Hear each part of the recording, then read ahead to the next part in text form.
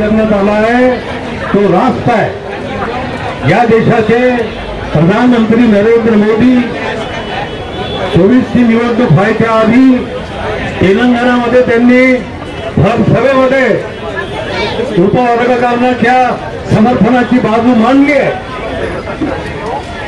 1 ऑगस्टच्या निर्णयाच्या आधी भारत सरकारचे वकील, भारत सरकारचे अटॉर्नी जनरल हे उपवर्गीकरणाच्या समर्थनाची बाजू मांडत होते।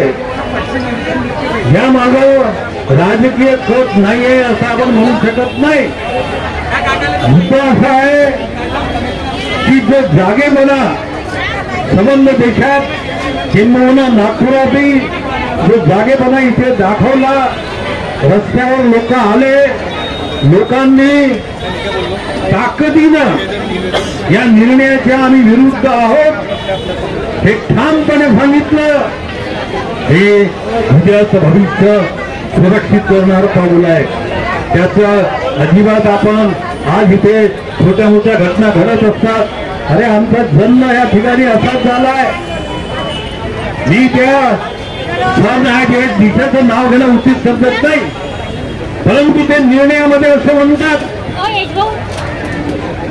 देवेंद्र सिंगनी क्रिमिनलची मागणी केली नव्हती। याचिका करताना सर्वोच्च न्यायालयामध्ये याचिका दाखल करताना क्रिमिनलचा उल्लेख सुद्धा केला नाही। तुम्ही सर्वोच्च न्यायालयाचे न्यायाधीश म्हणून जी याचिका करताना मागणी केलीच नाही, ती मागणी तुम्ही सुचवण्याचं कारण काय आहे? आणि तुम्ही 354 पानाचं स्वतःचा निर्णय घेताना तुम्ही म्हणता की लोकलमध्ये जाताना प्रवासी, 3rd क्लासमध्ये प्रवासी प्रवास करताना तो डब्यात शिरल्याच्या नंतर डब्यात तो शिरल्याबरोबर दुसरा डब्यात शिरणार नाही याची तो काळजी घेतो। मूर्ख मनाचं वाक्य आहे। मला इतर लोकांचं माहिती नाही, परंतु या महाराष्ट्रातल्या बौद्धांच्या डीएनए मध्ये हा स्पर्श सुद्धा झालेला नाहीये। आमच्या तरुणपणी आम्ही ते पाहिलंय। नागपूरचे कलेक्टर आरमुगम होते। आरमुगम कोणत्या जातीचे होते माहिती नव्हतं, ते नक्कीच महार नव्हते, एवढंच माहिती होतं की ते शेड्यूल कास्ट होते।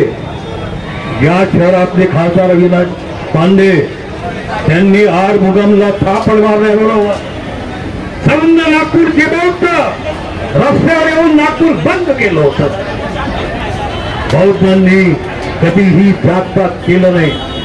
बौद्धांनी कधी हा मान समार भंगी वाल्मिकी अमुक आहे तमुक आहे असं कधी केलेलं नाही। बौद्धांनी ओबीसींना वर्गीकरण, ओबीसींना आरक्षण मिळावं म्हणून सगळ्यात पहिल्यांदा जर कोणी बाजू मांडली असेल तर ती बौद्धांनी मांडली आहे। हे बौद्ध कधी या देशातल्या कोणत्याही संदर्भात विषमतेची घटना घडली तर सगळ्यात पहिल्यांदा त्याच्या विरुद्ध दाद मागायच्यासाठी ते येतात। त्यांच्या विरुद्ध तुम्ही म्हणता असं की ते डब्यात शिरल्याच्या बरोबर डबा बंद करण्याची काळजी घेतात। अरे ही माणसं अशी आहेत रे, सोन्यासारखी माणसं आहेत, ही कधी आपलपोटी नव्हती आली, कधी आपलपोटी राहणार नाही। ते व्यवस्थेचे विरुद्ध आहेत, ते जातपातीचे विरुद्ध आहेत, ते अन्यायाच्या विरुद्ध आहेत, ते दडपशाहीचे विरुद्ध आहेत। ती दडपशाही कोणत्याही माणसाच्या विरुद्ध झाली तर हा माणूस पेटून उठतो, याचं रक्त खवळते, ही याची चूक नाही आहे। या माणसाच्या बाबतीमध्ये गेली काही वर्ष यांनी सरकारी सवलती खाऊन टाकल्या। महाराष्ट्रातला महार, उत्तर प्रदेशातला समाज, हरियाणा आणि यूपीचा वाल्मिकी या लोकांच्या विरुद्ध जे षडयंत्र निर्माण केलेलं आहे त्याचा परिणाम असा झालाय. मग मला एक सर्वोच्च न्यायालयाला विचारायचं आहे की 5 वर्षाआधी 370 कलम तुम्ही रद्दबातल करताना त्याच्या विरुद्ध सर्वोच्च न्यायालयामध्ये 400 पिटिशन दाखल आहे. का तुम्ही घेतलं नाही? 2017ला रोहिणी कमिशनने ओबीसी मध्ये वर्गीकरण व्हावं म्हणून कमिशनचा अहवाल सादर केलाय. तुम्ही राजकारणाच्या फाया बाकी संसदेमध्ये आणत नाही. या दोन्ही गोष्टींचा हा जो मुद्दा आहे आम्हाला करताय. मी एवढीच विनंती करेन, खतपत भांडाभांडी या सगळ्या होत राहतात. या संबंध घटनांच्या माग राजकीय दृष्टीने आपण पाहायला पाहिजे. तुम्ही या ठिकाणी हजारोच्या संख्येनं उपस्थित झालेले आहात. तुम्ही कोणत्या राजकीय पक्षाचे आहात हा भाग वेगळा आहे, परंतु घटनेच्या माग मी समजा त्या संघटनेचं नाव घेतलं तर ते चुकीत होईल असं नाहीये. माझं स्पष्ट मत आहे, ठाम मत आहे की या देशामध्ये जे विद्वेषाचं, जे विद्रोहीकरणाचं, जे ताटातुटीचं, ते एकमेकाशी भांडाभांडी लावण्याचं, मग ती न्यायालयाच्या दरबारी असो, किती संसदेच्या दरबारी असो, किती विधानसभेच्या दरबारी असो, किती नोकऱ्याच्या दरबारी असो, किती जगण्याच्या दरबारी असो, किती शिक्षण संस्थेच्या दरबारी असो, हे सगळं करण्याच्या कामी या देशातलं एक मूर्ख संघटन राष्ट्रीय स्वयंसेवक संघ हात असतो. आणि राष्ट्रीय स्वयंसेवक संघ या माथ्यावर ते लक्षात घेतलं पाहिजे. तुम्ही हाताशी लागत नसलात आणि इंडियन पिनल कोड मध्ये एखादा माणूस जेव्हा ठोसा मारतो त्याची जी कलम आहे त्याचवर तू मार त्याला असं म्हणणारा जो प्रोत्साहित करणारा असतो त्याला जास्त शिक्षा असते. तुम्ही या देशातलं असं वातावरण, पण आम्हाला त्या मुक्ती पुरुषानं आम्हाला सांगितलंय, आम्हाला केवळ बौद्धिक ज्ञान त्यांनी दिलं असं नाही,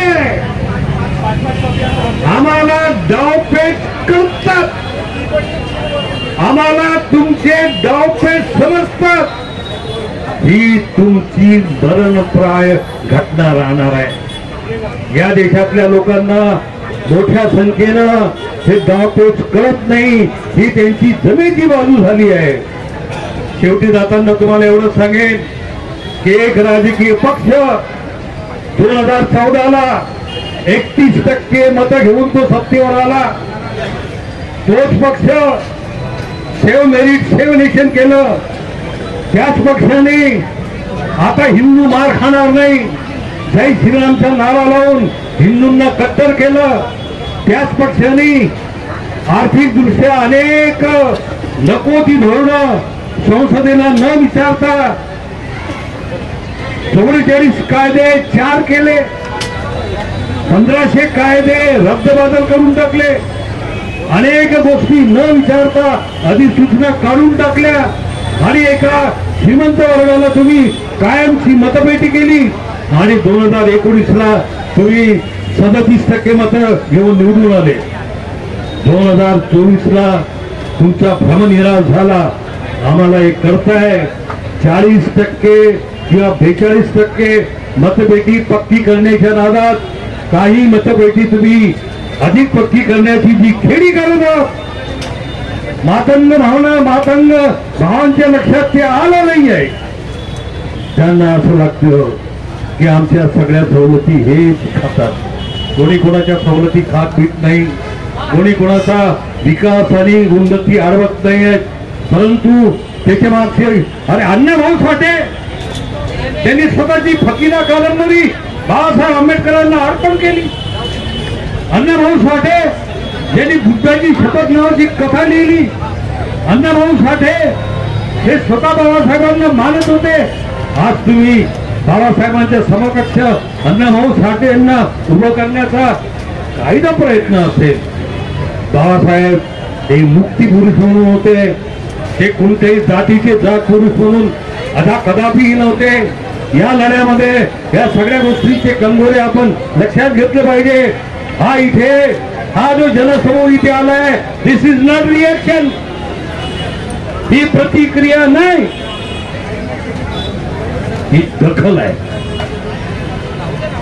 ही तुम्ही आम्हाला काहीतरी म्हणा आणि हे भावनिक आंदोलन नाही,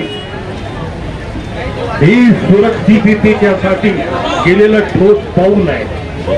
हे पाऊल आम्ही या सगळ्या बाबीला आम्ही खरू, आम्ही न्यायालयीन लढाई तर लढूच. आता व्यक्तीच्या कोणाच्या विरुद्ध बोलण्याचं कारण नाही आहे. आम्हाला अप्रत्यक्षरित्या बौद्धिक नायकत्व मिळालेलं आहे. न मागता आम्हाला बौद्धिक नायकत्व मिळालेलं आहे. न मागता आम्हाला आश्रय पुसण्याचं काम मिळालं आहे. न मागता आम्हाला या देशामध्ये जिथे जिथे अन्याय घडतं त्या अन्यायाच्या विरुद्ध बोलण्याचं न मागता आम्हाला काम मिळालेलं आहे. अरे आम्ही ते काम प्रामाणिकपणे करतो.